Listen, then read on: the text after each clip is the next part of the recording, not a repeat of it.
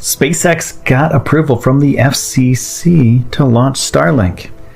So they're working on worldwide broadband satellite internet that will bring connectivity to basically everywhere on the planet. This is a huge step for SpaceX. They are going to be the first company with a humongous spread of satellites that encompasses the whole Earth that will be bringing satellite communications to a lot of people that just don't have access to it right now.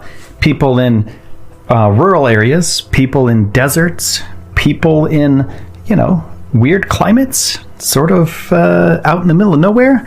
They're going to be able to connect with everybody else. The spread of information is going to be available for everybody, anywhere, anytime, thanks to this new FCC ruling.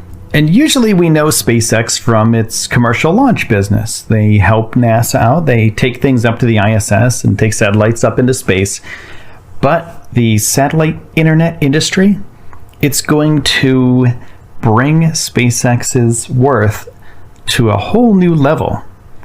And it's going to spend that money on its ultimate goal to make humanity a multiplanetary species by going to the red planet Mars. So this business it'll fund things like newer, bigger, better rockets. It will also help enhance the things that they already have.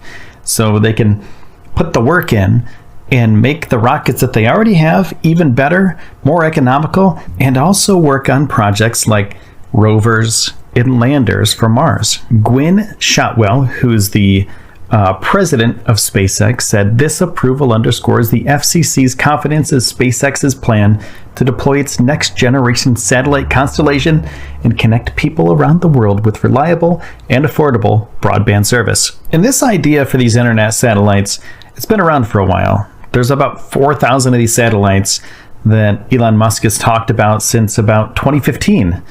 And he said that it's going to be generating revenue to pay for a city on Mars. That's what he said back then. So he had this idea in his head the whole time that SpaceX wasn't just going to be a rocket company. He needed a way to fund his vision of sending humanity to Mars. And everything else that SpaceX does, they're going to be building on the technologies that they build now, going to be building on them in the future to make bigger, better, faster, more powerful rockets that'll take humanity to Mars and beyond. And, the Starlink will be paying for it. So the FCC had previously okayed a series of Starlink satellites in the past, but this new approval, it tweaked some stuff. And it covers 4,409 satellites now. And each one of these satellites weighs 850 pounds, and 1,584 of them have been moved from their 1150 kilometer altitude to a much lower 550 kilometers. And that lower altitude will bring the latency down to 15 milliseconds. Super fast for satellite internet.